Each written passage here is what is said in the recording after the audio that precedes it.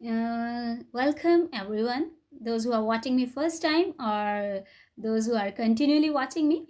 Welcome to my channel. आज हम परमेश्वर के अनुग्रह से जिस वीडियो पे बात करने के लिए इस वीडियो में हम जिस टॉपिक पे बात करने के लिए जा रहे हैं शी इज़ द वन। तो समय को वेस्ट ना करते हुए हम फटाफट अपने टॉपिक की ओर चलेंगे। तो जैसा कि अगर आप लोगों ने पिछला वीडियो नहीं देखा तो आई रिक्वेस्ट यू कि आप लोग पीछे जाके मेरे चैनल पे जाके आप उस वीडियो को देख सकते हैं। तो उसके बाद आप इस चीज़ को आगे कंटिन्यू करें, तभी आप इस बात को समझ पाएंगे, अदरवाइज़ नहीं। और क्योंकि कुछ बातें ऐसी हैं जो मैं दोबारा रिपीट नहीं करूँगी, आप उस वीडियो में उन चीज़ों को देख सकते हैं और हो सकता है कि वो रिपीट में भी आ जाएं, but I am not sure. तो जैसा कि उत्पत्ति 2:18 में लिखा हुआ था कि हमने पढ़ा भी था, जो क्रिश्चियंस आप लोग बाइबल को रीड करते हैं तो आपको पता होगा कि जेनेसिस 2:18 में क्या लिखा है कि वहाँ लिखा है कि परमेश्वर ने कहा आदम को जब बना दिया तो आदम का अकेला रहना अच्छा नहीं, कि मैं इसके लिए एक सहायक को बनाऊंगा जो इससे मेल खाता हो। और उसके बाद परमेश्वर ने एकदम से हवा को नहीं बना दिया था, तो परमेश्वर ने पशुओं को, जानवरों को बना के आदम के पास एक एक लेके आया। खुदावन देख रहे थे कि क्या आदम को पता है कि जो इसके अंदर है, जो जिस असाइनमेंट को मैंने इसे दिया है इसको कंप्लीट करने के लिए, इसमें मतलब कि उतनी विजडम है या फिर उस चीज़ को ये डिफाइन कर पा रहा है कि मैं क्या करने आया हूँ। खुदावन ने मुझे क्यों नियुक्त किया है इस दुनिया में, इस अदन के बाग में क्यों रखा है। तो जब आदम के पास परमेश्वर एक एक करके जानवरों को लेके आए तो आदम ने देखा, हाँ शेर है, हाथी है, घोड़ा है, कोई भी मेरे लेवल का नहीं है। तो बंदर भी थे वहाँ, तो उसने कहा कि ये तो बंदर तो क्या दिन भर इधर छलांग मार उधर छलांग मार, और जो डॉग्स हैं वो बस इधर उधर घूमते रहते हैं, बाग करते रहते हैं, और लायंस पूरा दिन सोते हैं। और फिर समटाइम्स हम लोग भी जब हम मैरिज के लिए रेडी होते हैं या फिर हमारा मैरिज का टाइम होता है तो हम लोग क्या करते हैं, कुछ लोग बड़े ब्रोकन होते हैं उस टाइम पे, क्योंकि हम लोग अपने आप को एडजस्ट कर लेते हैं उन लोगों के साथ। Sometimes some boys and girls adjust with dogs and all that. और उसके बाद हम देखते हैं why he is sleeping around all, कि ये इधर उधर क्यों सब लड़कियों के साथ सो रहा है, या फिर वाइस वर्सा भी हो सकता है, लड़की भी हो सकती है या लड़का भी हो सकता है उस जगह में। तो it's better to find your purpose in your life, कि आपको खुदावन ने क्या करने के लिए, आपका असाइनमेंट क्या है, कि आप क्या करने के लिए आए हैं। और उसके बाद जब आदम को कोई भी अपने जैसा नहीं मिला, कोई जानवर के साथ आदम भी नहीं मेल खाया, तो परमेश्वर ने आदम को गहरी नींद में सुला दिया और उसमें से हवा को निकाल दिया। उसकी जो रिब थी उसमें से एक पसली को निकाला और एक और मिट्टी का पुतला बना के उसमें से परमेश्वर ने हवा को बना दिया। तो फिर हम आगे देखते हैं कि how to be a good wife और अ वर्च्यू वाइफ, मतलब कि हम एक भली पत्नी कैसे बन सकते हैं। और मैं इस चीज़ को बताना चाहती हूँ कि अगर आप मैरिड हैं ये आपके लिए तब भी बहुत बेनिफिशियल है वीडियो, अगर आप सिंगल हैं तो भी आपके लिए बेनिफिशियल है, और अगर आप अपनी मैरिड लाइफ से एग्जॉस्टेड हैं तो भी आपके लिए बेनिफिशियल है। बिकॉज वर्ड ऑफ गॉड हर एक के लिए, हर एक कहीं पे जाके सेटल होता है। तो अगर आपको लगता है कि अब तो बहुत देर हो चुकी है, अब तो मैं 2 बच्चों की माँ बन चुकी हूँ, अब चीज़ ये मेरे लिए नहीं मैटर करती, तो वेट, ये जस्ट लिसन। और आपको हो सकता है कि आप में और भी ज़्यादा इम्प्रूवमेंट हो इस चीज़ को सुन के। तो प्रोवर्ब्स 31 उसकी 10 वर्स को देखेंगे, नीति वचन 31 उसकी 10 आयत में क्या लिखा है कि भली पत्नी कौन पा सकता है, क्योंकि उसका मूल्य तो मूंगों से भी अधिक है और उसके पति के मन में उसके प्रति विश्वास है। इस चीज़ को मैंने पिछले वीडियो में भी जिक्र किया था कि अगर टाइम वेस्ट मैं ज़्यादा नहीं करूँगी तो आप देख सकते हैं कि भली पत्नी कौन पा सकता है। इट मीन्स कि भली पत्नी सब जगह नहीं मिल रही है कि आप कहीं से भी जाके आलू गोभी की तरह जाके उसको खरीद ले आओ। यहाँ पे लिखा है कौन पा सकता है। अगर हम कह सकते हैं कि कौन वहाँ जा सकता है, तो नॉट कि हर कोई वहाँ जा सकता है, हम जस्ट पूछ रहे हैं कि कौन वहाँ जा सकता है, कि कौन इस चीज़ के योग्य है या कौन वैल्यूएबल है इस चीज़ के लिए, कि हम में से कौन वहाँ जाएगा। इट मीन्स कि सब लोग वहाँ नहीं जा सकते। तो यहाँ पे वैसे लिखा कि भली पत्नी कौन पा सकता है। ये चीज़ नहीं है कि ये चीज़ आज कोई लोग सोचे कि नहीं नहीं आजकल तो ये ज़माना ही नहीं है, ये तो पुराने ज़माने की बात है। लेकिन नहीं, आज भी परमेश्वर के राज्य में ऐसे लोग हैं, इस दुनिया में ऐसे लोग हैं कि जो लोग भले हैं। कई बार हम बुराई देख के कहते हैं कि नहीं नहीं अब तो भलाई दुनिया में कहीं नहीं बची, लेकिन अगर परमेश्वर के वचन में लिखा है तो वहाँ वो चीज़ ज़रूर एग्जिस्ट करती होगी। यहाँ लिखा है भली पत्नी कौन पा सकता है, क्योंकि उसका मूल्य तो मूंगों से भी उत्तम है, कि वो उसके लिए एक प्राइस पे करना पड़ेगा। ठीक है। और उसके पति के मन में उसके प्रति विश्वास है कि आपके पति और आपकी पत्नी, आप दोनों को, हस्बैंड वाइफ को एक दूसरे पे विश्वास करना चाहिए। अगर आप आदमी हैं तो आप एक औरत के नज़रिए से पत्नी देख सकते हैं, और अगर आप एक पति हैं तो आप एक पत्नी के लिए, और पति अपनी पत्नी के लिए सुन सकता है, या आप अपने फ्यूचर वाइफ और फ्यूचर हस्बैंड के लिए भी इस चीज़ को देख सकते हैं। और आगे लिखा है कि वह 11 आयत में वो उसे लाभ की घटी नहीं होती। 12 आयत, वह अपने जीवन के सारे दिनों में उससे बुरा नहीं वरन भला ही व्यवहार करती है। कि जो अच्छी पत्नी है वो चाहे कैसी भी सिचुएशंस हों, वो अपने पति के साथ कभी भी उसके अगेंस्ट नहीं जाएगी, कहेगी हाँ हाँ हाँ मुझे तो पता ही था, मैंने इस गरीब से शादी कर ली, मुझे कुछ मिलेगा ही नहीं। तो कभी भी क्योंकि अप एंड डाउन्स चलते ही रहते हैं, तो कभी भी किसी छोटी छोटी चीज़ के लिए हम एक दूसरे को क्रिटिसाइज़ करने लग जाते हैं कि हाँ हाँ इसके तो बस से बाहर है ये बात, ये कर ही नहीं सकता, हम उसको नीचा दिखाते हैं। नहीं, लेकिन वचन में लिखा है कि वो अपने जीवन के सारे दिनों में, चाहे वो अच्छे हों चाहे वो बुरे हों, उससे बुरा नहीं लेकिन भला ही व्यवहार करती है। और अगर 13वीं आयत में देखें कि वह अपने हाथों की प्रसन्नता के साथ काम करती है, मतलब कि वो हार्ड वर्किंग है।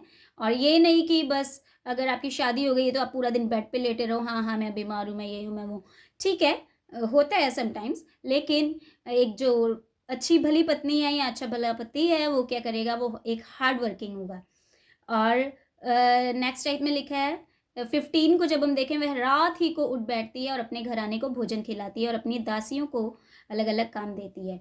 मतलब कि यहाँ भोजन बनाने की बात हो रही है, तो अगर आप एक भली पत्नी और अच्छी पत्नी बनना चाहते हैं, या चाहते हैं आपका पति आपको प्यार करे और आपके घर वाले आपको प्यार करे, तो आपको कुकिंग भी सीखनी पड़ेगी। यस, आप चाहे कितने भी बड़े ऑफिसर हों, आप कितना भी अच्छा ओहदे पे हों, लेकिन आपको कुकिंग तो करनी पड़ेगी, क्योंकि कहते हैं कि पति के जो दिल का दरवाज़ा होता है वो पेट से होके जाता है। और वैसे भी अगर हम स्पिरिचुअल वे में देखें, तो जो एक मम्मा होती हैं, जब वो फूड कुक करते हैं, तो जैसे कि मेरी मम्मा ने कुछ बनाया है तो मैं कहूँगी हाँ हाँ मेरी मम्मा बहुत अच्छा खाना बनाते हैं, मेरी मम्मा ये चीज़ बहुत अच्छी बनाती है, आप मेरे घर आके खाना। लेकिन अगर वही बंदा आप जिसको बता रहे हो, या आपकी फ्रेंड, या आपके फ्रेंड सर्कल में कोई भी या कोई और भी आके उसी मम्मा के हाथ की वही चीज़ बनी हुई खाएगा, हम बड़ी प्रेज़ करेंगे, वाह मेरी मम्मा बड़ा अच्छा बनाती है, और वो आगे कहेगा गुड बट नॉट लाइक कि मेरी मम्मा जैसा नहीं बनाया जैसा मेरी मम्मा बनाती हैं। तो ये कोई भी मतलब कि मम्मा की कुकिंग की कोई बड़ाई नहीं होती, it's just a spiritual thing, कि आप उस चीज़ को खा के बड़े हुए हैं और आपको उसका टेस्ट पसंद है। और मतलब कि जब हम खाना बनाते हैं तो एक्चुअल में हम अपनी स्पिरिट सर्व कर रहे होते हैं। कैसे, मतलब कि जबकि प्रभु यीशु मसीह भी जब क्रूसिफिक्शन से पहले उन्होंने अपने चेलों के साथ जब वो टेबल पे बैठ के खाना खा रहे थे, तो उन्होंने अपनी स्पिरिट को उनके साथ शेयर किया, ताकि कोई भी कैसी भी बातें क्यों ना आ जाएं, कितना भी मतलब कि करप्शन क्यों ना आ जाए, लोग कितना भी उन्हें सताएं या बुरा भला कहें, लेकिन वो लोग प्रभु यीशु मसीह को कभी नहीं छोड़ेंगे, बिकॉज ऑफ क्योंकि उन्होंने एक ही टेबल पे खाना खाया था। और जब आप एक ही टेबल पे बैठ के खाना खाते हैं, तो आप खाना बनाने के साथ साथ आप अपनी स्पिरिट भी उनको सर्व करते हैं। और आगे, और इसलिए एक अच्छी कुकिंग आपको आनी चाहिए। अगर आपको नहीं आती तो I will suggest you go and watch YouTube पे बहुत सारी चीज़ें हैं, आप वहाँ से बनाना सीख सकते हैं। और आगे वह किसी खेत के विषय में सोच विचार करती है, वह उसे मोल लेती है।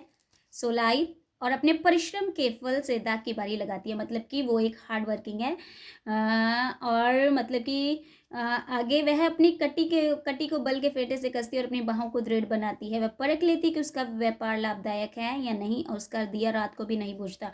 मतलब कि जब तक घर के सब लोग भी नहीं सो जाते तब तक जो एक जैसा मम्मा होते हैं, मम्मा सबको सुला के फिर ही सोते हैं। तो आई सजेस्ट यू कि अगर आप एक अच्छा वाइफ और अच्छे हस्बैंड को देख रहे हैं तो आप उसमें फादर फिगर और मदर फिगर ज़रूर देखें कि जैसे आपके मामा हैं, जैसे आपके पापा हैं, वो क्वालिटीज़ उनमें होनी चाहिए। आई एम नॉट सेइंग कि अगर आपके फादर एक ड्रंकर है तो आप एक ड्रंकर के लिए जाके देखें, नहीं।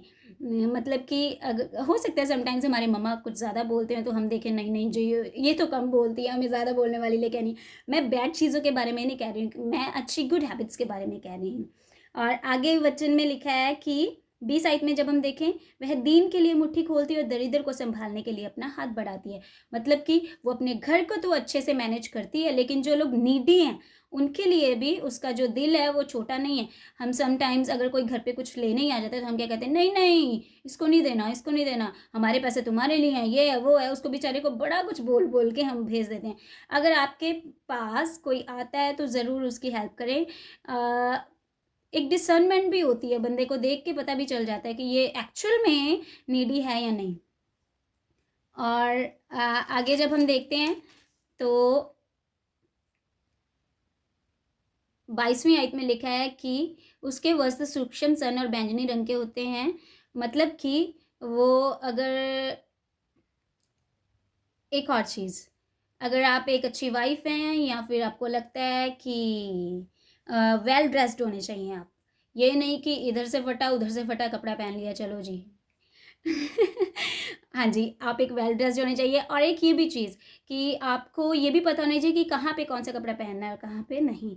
समटाइम्स हमारे जो कपड़े हैं वो आप समझ सकते हैं, मतलब कि समटाइम्स हम कुछ जगहों पे कुछ कपड़े नहीं पहन सकते। जैसे कि अगर आप बीच पे जा रहे हैं तो वहाँ आप सलवार सूट पहन के नहीं जा सकते, और अगर आप चर्च में आ रहे हैं या किसी पिकनिक की जगह पे जा रहे हैं तो वहाँ आप बिकनी वाला सूट पहन के नहीं जा सकते। तो it's just a common sense कि आपको जो अपने कपड़े हैं वो भी थोड़ा ध्यान से देखने चाहिए। और एक और चीज़, जो पत्नी है उसको मॉडेस्ट होना चाहिए। ये नहीं कि बस अपने आप को पूरा सिर से लेकर पैरों तक ढक के रखा हुआ है और हस्बैंड के पास से कोई निकला है और हस्बैंड उसको देख रहा है वाह, और अपनी वाइफ को देख के ओहो ये तो क्या पहन के रखती है। हाँ, आपको मतलब कि आपने जो भी पहनना है, जो भी करना है, जो प्राइवेसी आपकी है वो आपके रूम तक रहनी चाहिए। आप जो भी आपको पहनना करना है, बाकी आप वाइज हैं, यू कैन अंडरस्टैंड। और 23वीं आई, जब उसका पति सभा में देश के पुण्यों के संग बैठता है तब उसका सम्मान होता है। मतलब कि जब वो एल्डर्स के साथ बैठता है, ये नहीं कि वो यंगस्टर्स के साथ बैठ रहा है तो वो कह रहे हैं ओ देखो भाभी बड़ी हॉट है, ये वो, या आपकी वाइफ बढ़ गई है। लिखा है यहाँ पे कि वो जब एल्डर्स के साथ बैठता है, मतलब कि घर के बड़े लोगों के साथ या नगर के बड़े लोगों के साथ, तो वहाँ पे सब लोग उसकी प्रेज करें कि wow your wife is such a wonderful women, right. और आपके जो काम है वो ऐसे होने चाहिए कि कोई आपको देख के अप्रिशिएट करे कि wow you are the one. और आगे लिखा है 25वीं आयत में, वह बल और प्रताप का पहरावा पहने पहने रहती है और आने वाले काल पर हंसती है। वह बुद्धि की बातें बोलती है और उसके वचन कृपा की शिक्षा के अनुसार होते हैं। वह अपने घराने के चाल चलन को ध्यान से देखती है और अपनी रोटी बिना परिश्रम के नहीं खाती। उसका पति भी उसे धन्य कहता है और उसके पुत्र भी उसे धन्य कहते हैं। यहाँ पे एक प्लस पॉइंट है कि आपके हस्बैंड्स अपनी वाइफ की प्रेज करें और जो वाइफ्स हैं वो अपने हस्बैंड्स की प्रेज करें, क्योंकि वचन में लिखा है। और कैसे प्रेज करनी है कि बहुत सी स्त्रियों ने तो अच्छे अच्छे काम किए हैं परंतु तूने सबों से श्रेष्ठ किया है। मतलब कि बहुत सी औरतें हैं या बहुत से आदमी हैं दुनिया में, लेकिन you are the best, you can say. और आप अपने प्यार को दिखा सकते हैं। और मतलब कि आगे जैसे लिखा है, शोभा तो झूठी है, सुंदरता व्यर्थ है, परंतु जो स्त्री यहोवा का भय मानती है उसकी प्रशंसा की जाएगी। कभी भी ब्यूटी को देख के उसके पीछे नहीं भागना है, क्योंकि वो जो ब्यूटी है जिसके पीछे आप भाग रहे हैं वो 30 साल बाद, 40 साल बाद, 50 साल बाद फेड हो जाएगी। फिर उसके बाद क्या करोगे? आपको जस्ट एक ब्यूटी चाहिए? नो। अगर आप सिर्फ ब्यूटी को देख के जा रहे हैं तो योर डिसीजन इज़ रॉन्ग। और अगर आप अपनी असाइनमेंट के लिए अवेयर नहीं हैं कि आप अपने आप को कहाँ लेके जा रहे हैं, अपनी वाइफ को, अपने बच्चों को कहाँ लेके जाना चाहते हैं, आपका क्या विजन है, please don't rush into a marriage. उसके हाथों के परिश्रम का फल उसे दो और उसके कार्यों में, उसके सभा में उसके कार्यों की प्रशंसा होगी।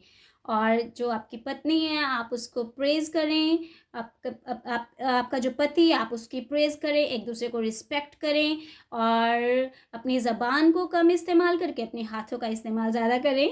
और क्योंकि जब हम उत्पत्ति 2:18 में देखते हैं तो वहाँ लिखा है कि परमेश्वर ने उसके एक मेल खाने की, जो आदम से मेल खाता था वो उसका एक सहायक बनाया। तो आप अपने हस्बैंड के और अपने वाइफ के कंपैटिबल होने चाहिए। मतलब कि बहुत सी चीज़ें होती हैं, आप परमेश्वर का डर और भय अपने जीवन में रख के परमेश्वर को अपने सम्मुख जान के अपने पति का आदर करें, क्योंकि वचन में लिखा है पति और पत्नी दोनों एक तन होंगे। और अपने पति का और अपनी पत्नी का, अपनी फ्लैश, जैसे आप अपनी फ्लैश का ध्यान रखते हैं वैसे ही अपने शरीर के अनुसार उनका ध्यान रखें। क्योंकि समटाइम्स अगर कोई डिसीजन कोई रॉन्ग भी ले लेता है तो क्या, अगर जैसे कि मान लीजिए आपके हाथ में एक कट लग गया है तो आप उस हाथ को दोबारा से नहीं काटेंगे, आजा तेरे छोटा कट लगा है तेरे को दोबारा से बड़ा कट लगाता हूँ आप कभी ऐसा नहीं बोलेंगे। तो just treat your husband and wife like how you treat your flash. और परमेश्वर के वचन के साथ जुड़े रहिए, बने रहिए। और अगले वीडियो में हम इस बात पे देखेंगे कि मैं अनबिलीवर से आप मैरिज में जा सकते हैं या नहीं, आप एक अनबिलीवर से मैरिज कर सकते हैं कि नहीं। Hope to see you soon, bye bye, God bless you.